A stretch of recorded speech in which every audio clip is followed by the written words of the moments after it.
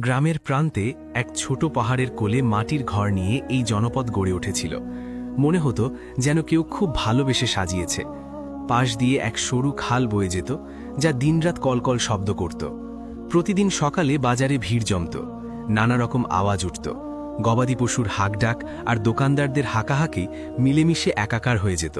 মহিলারা দোকানগুলোর মাঝ দিয়ে হেঁটে যেত, যেন শান্ত কোনো নদীতে ছোট ছোট ঢেউ খেলছে। বাজারের এক কোণে একটা খুব সাধারণ দোকান ছিল, সুফিয়ানের দোকান। সুফিয়ানের না ছিল জমিজমা, না ছিল গবাদি পশু, না বাবার রেখে যাওয়া কোনো সম্পত্তি। উত্তরাধিকার সূত্রে সে শুধু পেয়েছিল একটা পুরনো দোকান, কয়েকটা সুই, কিছু সুতোর লাটাই আর একটা পুরনো কাঁচি, যা অনেক বছর ধরে তার সঙ্গী ছিল।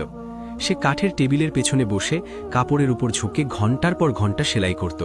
গ্রামের লোকেরা বলতো কাপড়ের ওপর তার হাত এমনভাবে চলে যেন কেউ কোনো বাদ্যযন্ত্র বাজাচ্ছে। একদিন বাজার স্বাভাবিকের চেয়ে একটু বেশি সরগরম ছিল।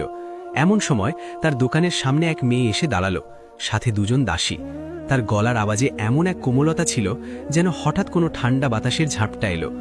তুমি কি দর্জি সুফিয়ান?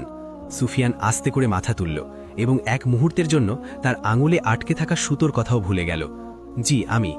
মেয়েটি ভাঁজ করা একটা কাপড়ের টুকরো এগিয়ে দিল, এমন কাপড় যা সুফিয়ান এই বাজারে আগে কখনো দেখেনি।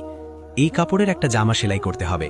সুফিয়ান কাপড়টা হাতে নিল, এর কোমলতা অনুভব করল। তার চোখ চকচক করে উঠল। কার জন্য? মেয়েটি এক চিলতে হাসি দিয়ে বলল, আমার জন্য। ঠিক তখনই সুফিয়ান বুঝতে পারল এই মারিয়া রহমত খানের একমাত্র মেয়ে।